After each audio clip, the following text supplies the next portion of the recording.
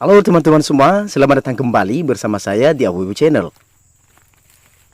Dan pada video kali ini saya sedang berada di kebun pinang, di mana beberapa minggu yang lalu kebun pinang ini telah siap dibersihkan. Rumputnya dibabat tinggi saja kemarin supaya lebih cepat. Hanya di bagian dekat pokok pinangnya saja kita babat bersih seperti ini.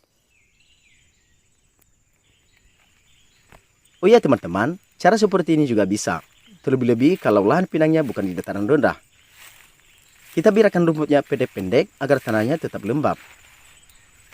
Tentu saja, kalau tanahnya lembab, maka sangat bermanfaat bagi tanaman pinang ini ketika musim kemarau panjang tiba.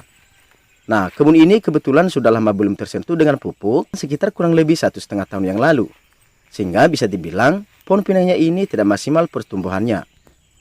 Tetapi nanti kita coba memberikannya pupuk, mungkin besok atau 2 hari lagi, atau secepat mungkin, agar pohon pinangnya bisa tumbuh bagus dan subur. Oke, itu saja dulu pemaparan kebun pinang ini. Untuk itu silakan ikuti terus videonya sampai selesai ya teman-teman.